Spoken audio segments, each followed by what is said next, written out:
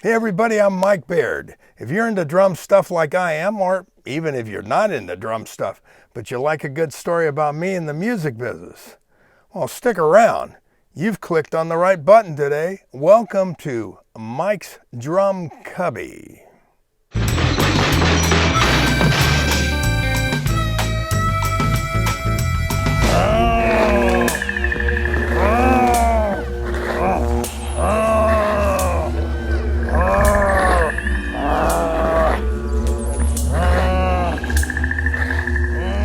Welcome, covers, to another episode of Mikes Drum Cubby, the channel I created for you, the covers.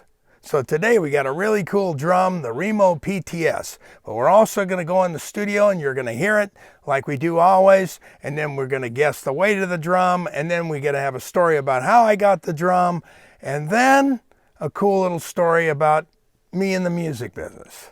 So stick around. If you dig the channel, hit the subscribe button. Give me a thumbs up, send me a comment. Always love to hear from you. So without delaying this anymore, let's get to it. The Remo PTS. I saw this drum at the Remo factory and had to have one. I said, I gotta have this toy drum. So I had to make it in this jungle kid type pattern. And as you can maybe tell from the picture, it's upside down. They made it wrong. So they offered to remake it and I said, nope, makes it even that much more perfect. As I'm going to show you in a second here, it's got this really unique strainer system, which uses a muffler tone knob, as you can see. It's really, really trippy. Anyway, it's a great sounding little drum, and I've used it actually quite a bit. Also, you can't tune this drum. The drum heads come pre-tuned.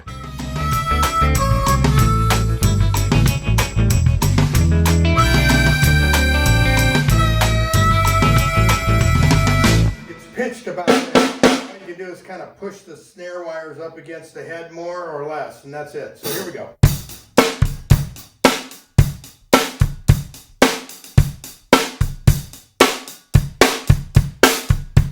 Rim shot.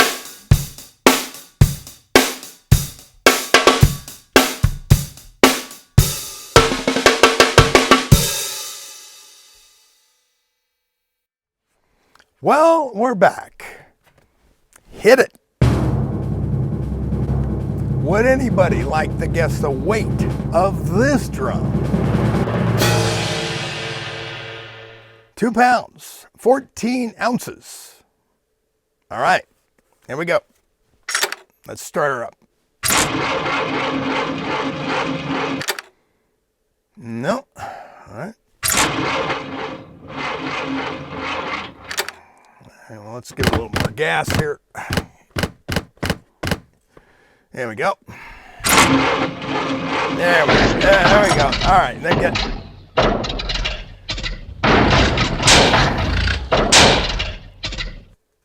Oh well.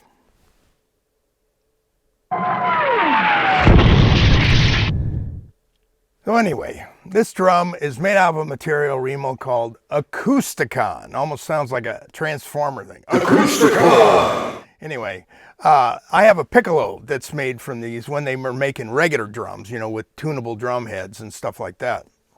And this material, how they make it is wood fibers put into a mold, then a round mold, and then injected with resin under super high pressure. And that makes this drum shell.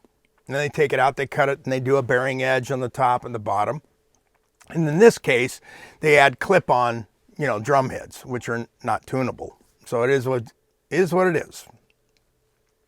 The drag about this is that, I just ordered some heads, top heads for this drum, so I'm going to be using it, you know, shortly as of this video. There's a session I'm going to use it on, which will be kind of cool.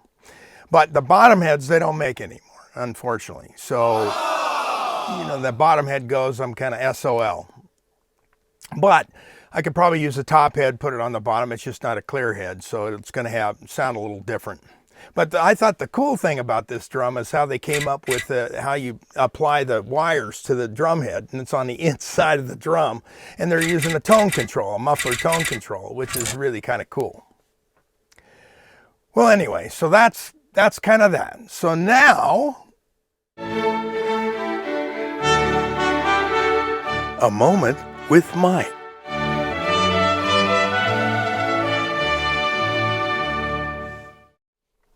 Well, today's story. So we take the Wayback Machine today, and we go back to when I was a teenager playing drums, and I lived in a city called Southgate, which is a suburb of Los Angeles. Next door to that was Huntington Park. And that's where I took my drum lessons, was in Huntington Park. And the guy who I took lessons from had a youth band called the Huntington Park Youth Band. And it was a marching band, but it wasn't just a marching band, it was a dancing marching band. So you say, well, what's the big deal about that? I mean, today we got tons of marching bands that dance. Well, it wasn't just going back and forth, frontwards and backwards and taking a couple of jumps and whatever. It was serious, like kicks and spins and like going sideways and jumps. And I mean, it was a big deal. And it was very unique of that time. There wasn't any other band that I know of doing that. Anyway, we would do all these parades and so forth. And we had winter uniforms and summer uniforms. And here's a picture of the uniform. As you can see it says Huntington Park Youth Band. I'm not in the picture, but anyway, the picture, by the way, is from a friend of mine, Glenn Barker, who was also in the youth band. We're going to do an episode on him. He wound up not being a drummer and continuing on to being a big Disney guy. So if you're into Disney stuff, you're going to want to stay tuned to that. It's kind of a unique tie-in between the drums and Disney. Anyway, we're going to interview him on a future Cubby. So we go back to the youth band. So we would do the Christmas parades. We do the Hollywood Christmas parade and Huntington Park Christmas parade, which is a big deal. They televise it and do all that kind of crazy stuff. So anyway, so we would, this one year, we did Palm Springs during the summer. So we had summer and winter uniforms. We had summer uniforms, but they were still way hot. So it's 1,000 degrees in Palm Springs. But anyway, we do this parade. We get through the parade. They give us salt pills so we don't pass out from, heat exhaustion and lack of water. Anyway, we get to the end of the parade and they would give us what they call a box lunch, which was a little like a to-go cardboard thing. And it usually had a sandwich and some carrots and celery, maybe a little dessert. Always had a piece of fruit, like an apple or an orange or a pear or whatever. In this particular case, it was an orange. So we're eating our deal, we're in a park, we're all kind of sprawled out, whatever. Well, somebody gets the idea, it's like, well, we got to peel this orange, I'm going to throw a peel on somebody.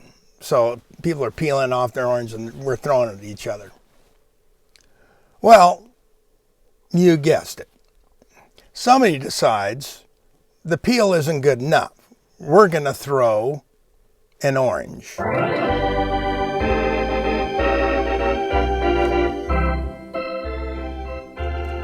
And you guessed it, low flying fastball right to my nutsack or my jewels. Oh man, I mean, I went down hard and I was in pain. It's lucky for me, I was still able to have a kid after that one.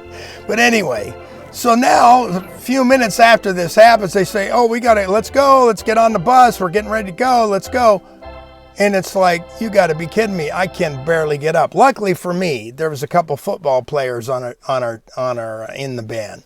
And they come and they grab me like you would be carrying me off the field at a football, thing as the hero, right? And I'm straddled, my legs are spread, and they're carrying me across the park to get to the bus. And they set me down in front of the steps of the bus, and I'm barely able to get up the steps and sit down and make it home. But anyway, the rest is kind of history.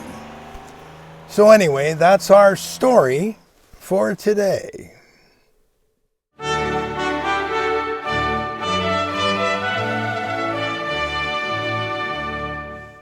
Well, we come to the end of another Cubby. Hopefully you've had fun, enjoyed it, enjoyed the stories, the drum itself, whatever. And what do we always say? And that's it. And we'll see you in a minute.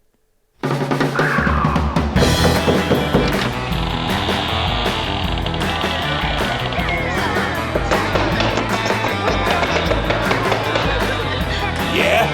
What do you want?